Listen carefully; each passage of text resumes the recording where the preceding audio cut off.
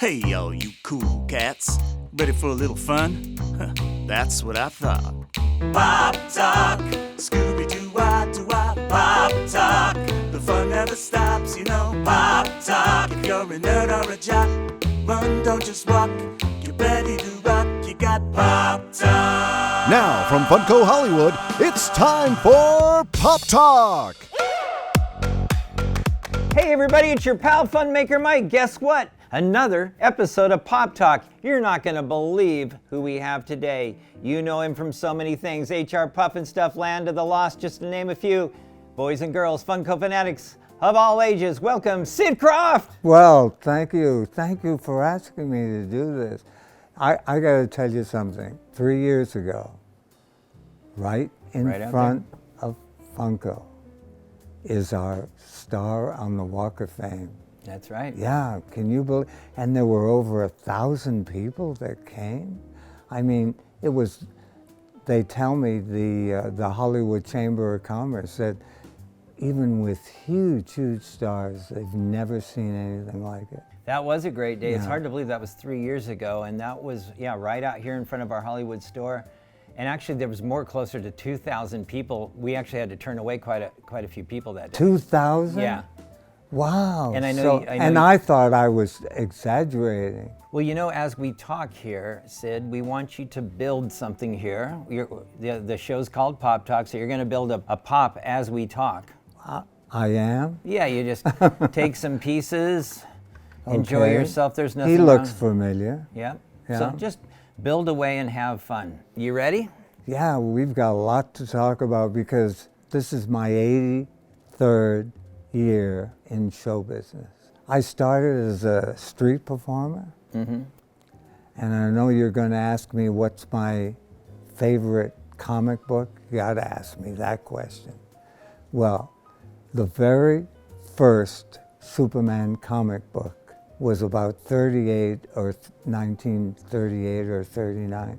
We used to look at the pictures and turn the pages, and I saw there was an ad for a puppet, a marionette. It was $3.95. That's a lot of money. And I asked my dad if I could get it. He said, $3.95? Do you want to know something? That would feed your family for a month. That's a lot of money. And wait a minute, you're a boy and you want a dolly? And so that word dolly, stayed with me for the rest of my life because I did become a puppeteer. And as you know, maybe the audience doesn't, I was a pretty famous puppet act. I was the opening act for Judy Garland. Yeah. And in her first national tour. And we played the Greek Theater here. Mm-hmm. I was in vaudeville and burlesque and the Ringling Brothers Circus when I was 15 years old in the sideshow. Wait a minute, so you ran away to the circus? I didn't run away. I was offered the job for $40 a week. I auditioned without telling my parents, and they were about ready to open at Madison Square Garden. Down in the basement, that was where the freak show was, before we went on the road. And when we went into the big top, of course we toured the whole country. And like Los Angeles, we would appear where the Grove is. That was all woods. And maybe for only 2 days, because the big top held 15,000 people. Whoa, wow. A tent, yeah. And they would set up seats, or did people stand? Oh, no, they set up seats, bleachers, Yeah, but that's that a they lot. travel with. You know how many performers were in the show? 1,800. So when Cirque du Soleil says they've got, 36 performers, we had 1,800, 100 clowns, and 5 rings going at the same time, yeah. Taking that show on the road, that's an amazing feat in Oh, itself. it was a city. It was a city within itself. Yeah. And And I mean, I'm really interested in that. So, what did you do in those days? I was the world's youngest puppeteer, 15 years old, in the sideshow, not in the big top. What I want to talk about is the Dolls Act in Paris, right?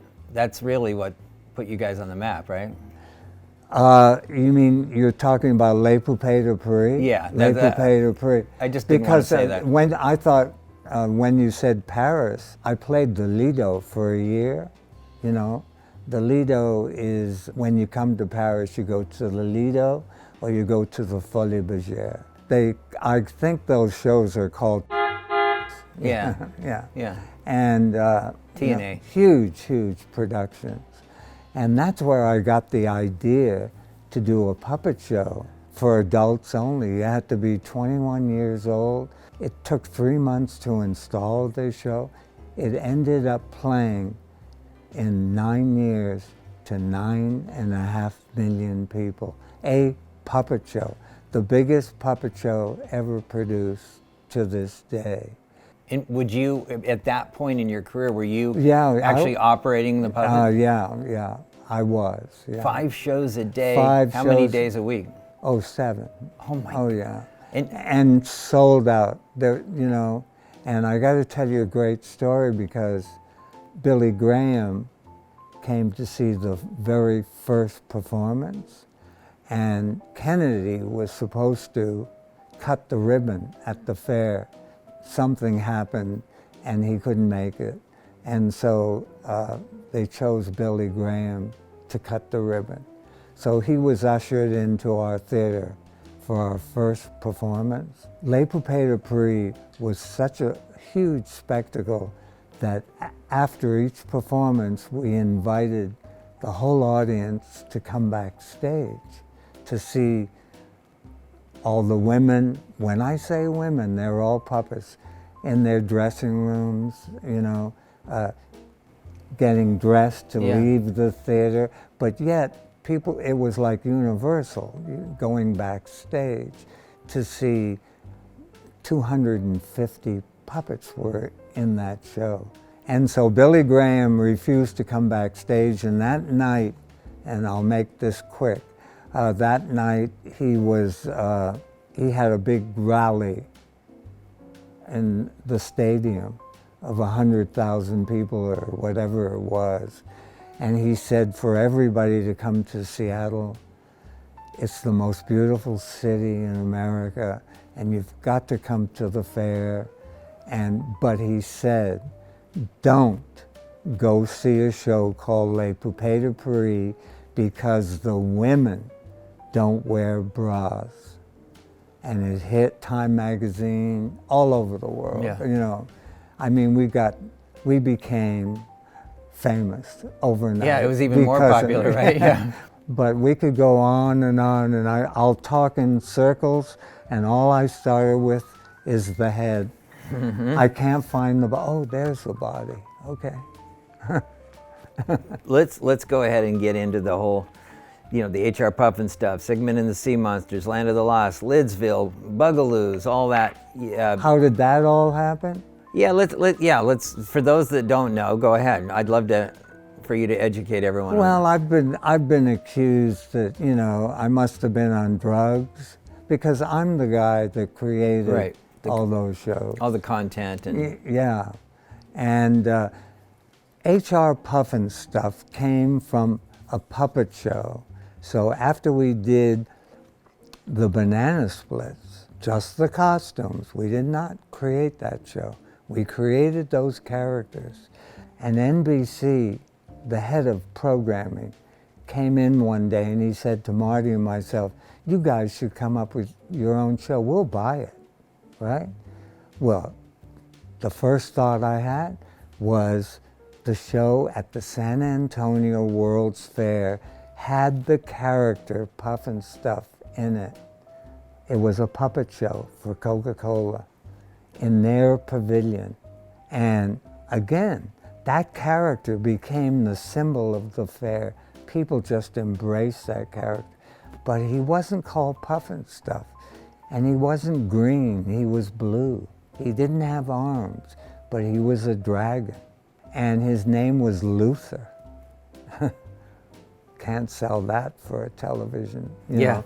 And so the reason that show got the name Puffin Stuff is because the big hit was, you know, Puff the Magic Dragon. Yeah, yeah.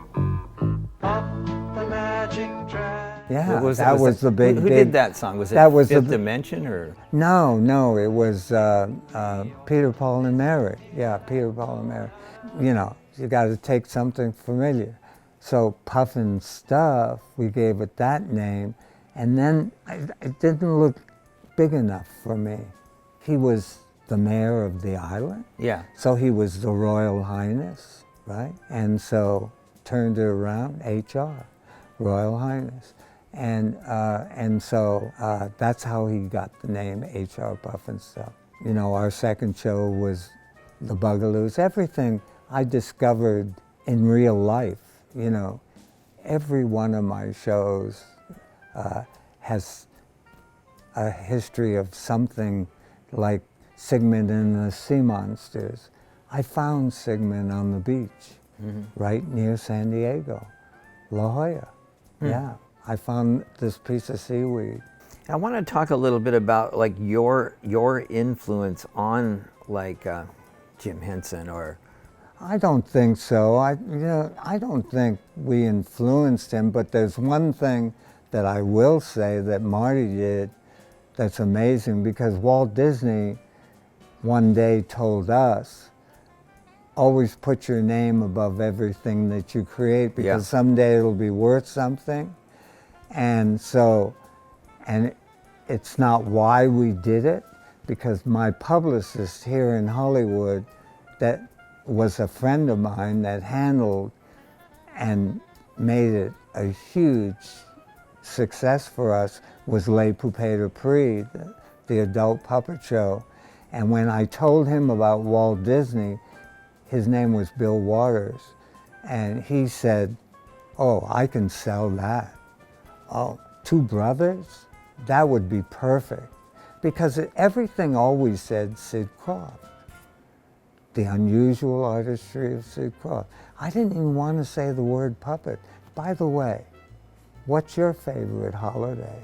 Holiday? Yeah. Halloween. I knew it. For sure. It had to be Halloween. For sure. And you want to know something? Back to my agent. The first place he books me, first of all, he said, I'm changing your name. And so he, out of that, my real name, he got K-R-O-F. There was a K-R-O-F in it. And I said, that's not big enough. 2 F's, 1 T, you know, Krofft. And then everybody in my family, without even asking me, took that name and changed their name. Everybody, including Marty. Wow. So now, the first place he books me is in, I'm not even old enough, in a nightclub in New Jersey. Right. I'm 15 years old. You have to be at least 18, I think, in New Jersey, or might have been 21. I'm up on the stage and I'm rehearsing my music, and Blackie, that owned the club, walked in and said, who the hell's that? What's that kid doing? And what's he doing up there? And he said, well, that's your act. And he said, get him the hell out of there. I'm going to lose my license. And it was right before Halloween, right?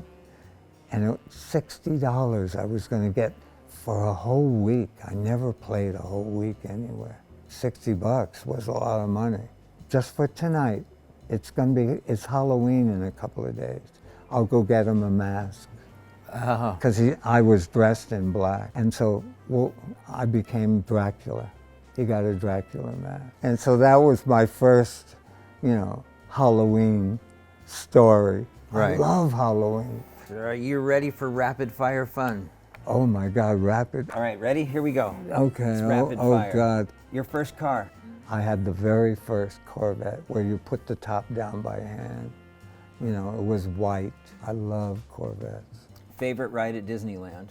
I love when Pirates came out. I remember going before it even opened. I was invited. It was amazing to me because it was like puppetry. Okay, favorite superhero and why? Well, it's got to be Superman. You know, I mean, it's Superman that gave me my first puppet. And, you know, I love Superman because he went in a telephone booth and then saved the world. All right, well, we're about to wrap this up. I want to see what you built here, Sid. Oh my God, you know what? You got to help me because I injured my hand Yeah, let me last Sunday. let's put this in Put his that in hand. his little guitar, and Now look in there. Maybe there's something else you want to put in the other hand. Okay. well, if he's got a guitar, he's not gonna. I'd love to put sunglasses on him. Yeah, why not? Let's put Yeah, it that makes him different. that looks pretty That's good. my guy. What are Yeah. you gonna call him? Oh, that's Mr. Blue. Yeah, Mr. Blue. I like it. Yeah. All right, Mr. Blue. I see Yeah, you. he's We're he's gonna put him right here. he's rock and roll. You know. Well, he's a little top heavy, isn't he? What's next for Sid Krofft? Right now, I'm working on this huge project that I can't tell you about. Right. You just have to trust me. It's gonna blow your mind. So where can we hear about it? On your Real Instagram? soon. But when you tune in, I go live, you know. Del Toro is coming on in a few weeks. And we've got some real famous people that have been on. So tune me in. You'll hear my stories. All right, let's also go over all of the pops from the Sid and Marty Library. Are you ready? Oh, wow. Look at this. You know this No guy. way. HR Puffin Stuff. You know, he's my first child, so he's my favorite. All There right. he is. Well, No, there he is. so cool. What about this guy?